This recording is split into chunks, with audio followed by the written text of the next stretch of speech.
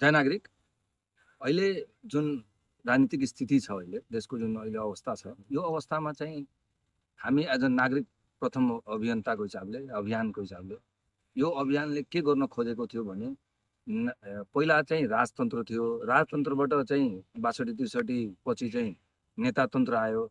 नेतातन्त्र पछि चाहिँ जस्ट नागरिक तन्त्र ल्याउन खोजेका थियौँ हामी त्यसको लागि हामी लागेका थियौँ देशमा तर बिचमै युवाहरूको ठुलै आन्दोलन भयो यो जेनजी आन्दोलनले गर्दा चाहिँ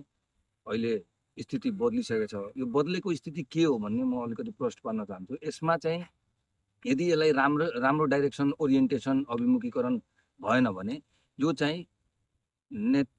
राजतन्त्रपछि नेतातन्त्र नेतातन्त्रपछि नागरिकतन्त्र नआएर चाहिँ बिचको एउटा इन्टरमिडिएट तपाईँको बिचको एउटा अर्को स्टेप चाहिँ थपिन गएको छ त्यसलाई चाहिँ भन्छ हिरोइजम तन्त्र र तपाईँको चाहिँ के भन्छ तपाईँको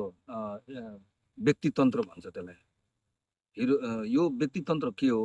एउटा व्यक्तिले चाहिँ आफू नै सबभन्दा ठुलो मै गर्न सक्छु भन्ने जुन एउटा प्रवृत्ति छ मान्छेहरूमा त्यो प्रवृत्तिलाई चाहिँ व्यक्तितन्त्र भन्छ हिरोइजम तन्त्र भन्छ त्यो हिरोइजम तन्त्र पनि एउटा खतरनाक स्टेज हो अब चाहेर नचाहेर अहिलेको स्थिति त्यस्तै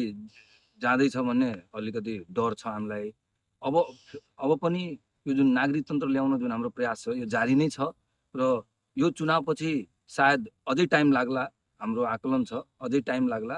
अनि नागरिकतन्त्र आउन तर बिचमा एउटा नयाँ फेज थपिएछ त्यसलाई चाहिँ हिरोइजम तन्त्र भन्छ एउटा हिरो आउँछ जसरी कि अहिले तपाईँ हिरोहरू हेर्नुहुन्छ भने ब्यालन तपाईँको यो हक साम्पाङ उहाँहरू हिरो हो उहाँहरू नै सबभन्दा बढी जान्ने र उहाँ नै इमान्दार हो उहाँहरूको चाहिँ एउटा राम्रो कुरा के भयो उहाँहरूको साथमा कि उहाँहरू चाहिँ चुनेर आउनुभयो र जे काम गर्नुपर्ने छ त्यो काम इमान्दारीपूर्वक गर्दै हुनुहुन्छ उहाँहरू एज अ एडमिनिस्ट्रेटर राम्रो काम गर्दै हुनुहुन्छ but they are not a leader उहाँहरू लिडर होइन एउटा लिडरको काम हुन्छ कि देशको समग्र विकास र समग्र सबै भावनालाई चाहिँ लिएर अगाडि बढ्ने हो यस्ता अराजक कुराहरू आफै ठुलो आफै देवता बन्ने कुरा जुन देवत्वकरण जुन भन्छ त्यो काम गर्नु हुँदैन र त्यस्ता तन्त्रलाई चाहिँ सहयोग पनि गर्नु हुँदैन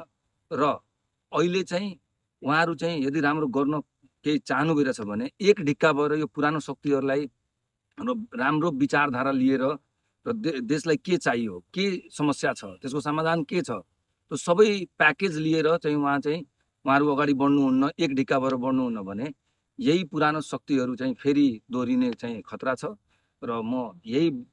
भिडियो सन्देश मार्फत म तपाईँहरूलाई चाहिँ एउटा खबरदारी भनौँ एउटा जानकारी एउटा सुझाव भनौँ सुझाव म दिन चाहन्छु कि तपाईँहरू चाहिँ एक ढिक्का भएर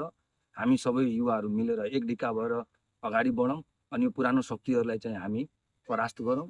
र देशलाई चाहिँ हामी चाहिँ अगाडि बढाउँ जय नागरिक।